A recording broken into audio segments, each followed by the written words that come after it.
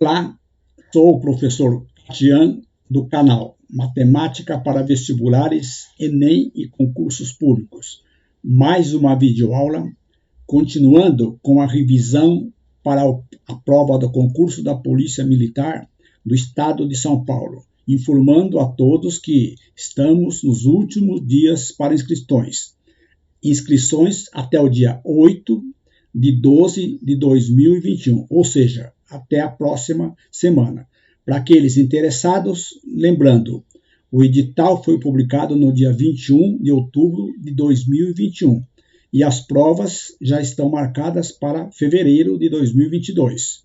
Vamos resolver a prova realizada no dia 12 de janeiro de 2014. Lembrando a todos que as provas de 2015 até 2021, as videoaulas já se encontram na playlist do meu canal. Vamos resolver a primeira parte, que vai ser composta por 4 questões, 21, 22, 23 e 24. Então, vamos para a resolução. Questão 21. Seguindo recomendações médicas, uma pessoa caminha 300 metros e para por 3 minutos para descansar. Caminha mais 300 metros e para por mais 3 minutos. E, assim sucessivamente, até completar um total de 1,5 km, ou seja, 1.500 metros. Sabendo que, sempre que esteve caminhando, essa pessoa manteve uma velocidade constante de 4 metros por segundo. Pode-se concluir que o tempo total gasto para percorrer a distância de 1,5 km foi. Questão bem fácil da prova de 2014. Então vamos para a resolução. Primeiro, o percurso total da caminhada, transformando-os em metros, 1,5 km, lembrando que 1 km corresponde a 1.000 metros. Logo, 1,5 vezes 1.000 metros dá 1.500 metros. A velocidade de 4 metros por segundo significa que a pessoa gastou, então, 1.500 metros dividido por 4 metros por segundo. Efetuando essa divisão aqui, eu vou encontrar o tempo de 375 segundos, ou seja, essa divisão dá exata. Agora, 375 segundos, como cada minuto tem 60 segundos, eu tenho 6 minutos e 15 segundos. Agora nós temos que contabilizar as paradas. Então, observe. 300 metros, ele dá uma parada. Caminha mais 300 metros, dá outra parada. Caminha 300 metros, dá uma outra parada. Caminha 300 metros, dá uma parada. Mais 300 metros. Então, ele percorreu 1, 2, 3, 4, 5 vezes 3, 1.500. Ele deu, nesse período aqui, 4 paradas. Como cada parada corresponde exatamente 3 minutos, então o tempo gasto nas paradas vai ser exatamente 3 vezes 4, 12 minutos. Logo, o tempo gasto vai ser 6 minutos e 15 segundos, mais o tempo equivalente às paradas, 12 minutos. Portanto, dá exatamente 18 minutos e 15 segundos, que é exatamente a alternativa letra A. Questão 22. Uma empresa lançou no mercado uma garrafa de refrigerante com 3,25 litros. Uma família comprou uma garrafa desse refrigerante e durante o almoço consumiu 2/5 do total. No jantar foram consumidos 2/3 que ainda estava na garrafa, ou seja, o restante do conteúdo. Em relação à capacidade total da garrafa, a fração que representa corretamente a quantidade de refrigerante que restou dentro da garrafa após jantar é. Esta questão, para aqueles que já viram as minhas videoaulas, é uma questão que sempre está caindo em concursos da VUNESP para a Polícia Militar do Estado de São Paulo. Então, vamos para a resolução. Total do refrigerante, 3,25 litros. Consumo no almoço, 2/5. Então, é 2/5 de 3,25 litros. Isso aqui é uma multiplicação. Então, é 2/5 vezes 3,25. Multiplicando aqui, 3,25 vezes 2, dá 6,50, dividido por 5. Essa divisão dá exatamente 1,3 litros. Então, a família consumiu no almoço 1,3 litros desse total. Então, nós temos aqui o que restou, 3,25 menos 1,3. Então, restou 1,95 litros.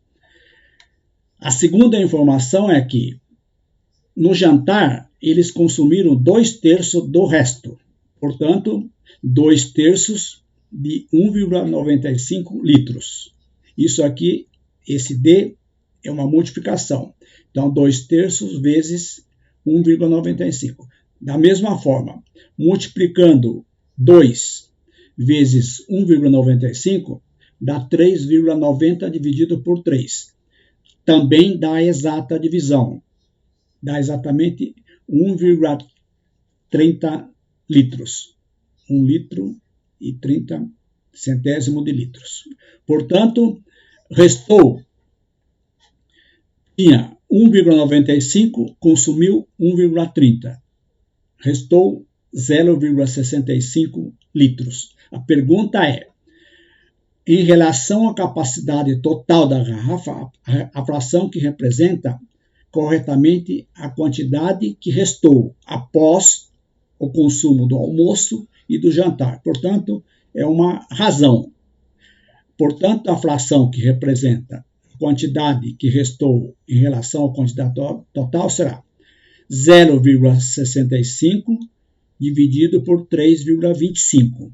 Como nós temos aqui números decimais, eu vou multiplicar o numerador e o denominador por 100. Então, 0,65 vezes 100 dá 65. 3,25 vezes 100 dá 325. Agora eu vou fazer a simplificação. Como aqui é múltiplo de 65, dividido por 65 dá 1. 325 dividido por 65 dá exatamente 5. Portanto, a fração correspondente é 1/5, que é exatamente a alternativa à letra E. Questão 23. Uma loja de materiais possui uma caixa com menos de 40 parafusos e, para vendê-los, faz pacotinhos, todos com o mesmo número de parafusos. Sabe-se que, com a quantidade de parafusos da caixa, é possível fazer pacotinhos com 6, 4 ou 9 parafusos em cada um, e sempre sobrarão 3 parafusos. Se cada pacotinho tiver exatamente 5 parafusos, o número de parafusos que ficarão fora dos pacotinhos será. Esta, com certeza, é uma questão que deverá cair na prova de fevereiro. Ou seja, é uma questão que pede para calcular o número máximo de parafusos. Ou seja, no caso aqui, eu tenho que utilizar um procedimento básico. Ou seja, calcular o mínimo múltiplo comum de 4, 6 e 9. Ou seja, o menor número que seja divisível simultaneamente por 4, 6 e 9. Outro detalhe, lembre-se, pessoal, qualquer exercício nesse estilo aqui é o mínimo múltiplo comum. O máximo divisor comum, o MDC, não faz parte do conteúdo deste concurso. Observem o conteúdo na descrição da minha videoaula, todos os conteúdos de matemática. Só consta mínimo múltiplo comum. Para achar o mínimo múltiplo comum, como os números aqui são pequenos, vocês poderiam utilizar por tentativa, mas nós vamos fazer o procedimento correto, ou seja, utilizar o método da decomposição simultânea. O que significa? Colocamos 3 números aqui, passamos um lado direito um traço e dividimos simultaneamente pelos fatores primos, começando sempre pelo menor. Então, os números primos são esses: 2, 3, 5, 7, 11, 13 e assim por diante. Normalmente, utiliza-se somente alguns números primos. Então, dividimos primeiramente por 2. 4 dividido por 2 dá 2. 6 dividido por 2 dá 3. 9 não é divisível, portanto, repete-se. Como nós temos aqui 2, 3 e 9, ainda nós podemos dividir por 2. Então, vai ficar 2 dividido por 2 dá 1. 3 não é divisível, repetimos. 9 não é divisível, repetimos. O próximo divisor primo é o 3. Então, dividimos por 3. 1, baixamos. 3 dividido por 3 dá 1. 9 dividido por 3 dá 3. Ainda nós temos divisão por 3. Então, dividindo aqui por 3, vai ficar 1, 1, 1. Então, o menor múltiplo comum aqui vai ser 2 vezes 2 vezes 3 vezes 3. Multiplicando esses fatores, eu vou encontrar exatamente 36 parafusos, que é a quantidade de parafusos na caixa. O exercício trazendo que menos de 40, exatamente 36. Como sobram 3, esse é o menor múltiplo divisor divisível por 4, 6, 9. O exercício está dizendo que ainda sobram 3 parafusos. Colocando 4, 6 ou 9, sobra 3. Então, o total de parafusos, na realidade, é o 36 mais 3. 39 parafusos. Esse é o total de parafusos da caixa. Ele está falando que ele vai redimensionar, colocar 5 parafusos em cada pacotinho. Portanto, se eu dividir 39 por 5, dá exatamente 7 pacotinhos de 5 parafusos. Logo, nós temos aqui, olha aqui a informação, se cada pacotinho tiver exatamente 5 parafusos. Então, se eu tiver 7 pacotes, vai ficar 7 vezes 5, 35. Portanto, 35 parafusos e 7 pacotinhos. Sobram exatamente 4. Alternativa letra D. Questão número 24. Em uma papelaria, a razão entre o número de cadernos com 200 folhas e o número de cadernos com 100 folhas, na ordem, é 5 sétimos. 5 para 7. Se essa papelaria comprar mais 20 cadernos com 20 folhas, com 200 folhas, e 60 cadernos com 100 folhas, a razão entre o número de cadernos com 200 folhas e o número de caderno com 100 folhas, na ordem, passa para 5 nonos. O número total de cadernos dessa papelaria após a compra será, então, após essas alterações aqui, 20 de 200 e 60 de 100. Também é uma questão recorrente em concursos da Fundação Funesp para a Polícia Militar do Estado de São Paulo. Se vocês observarem todas as videoaulas desde o ano de 2021, nós temos várias questões do mesmo estilo. Então, vamos para a resolução.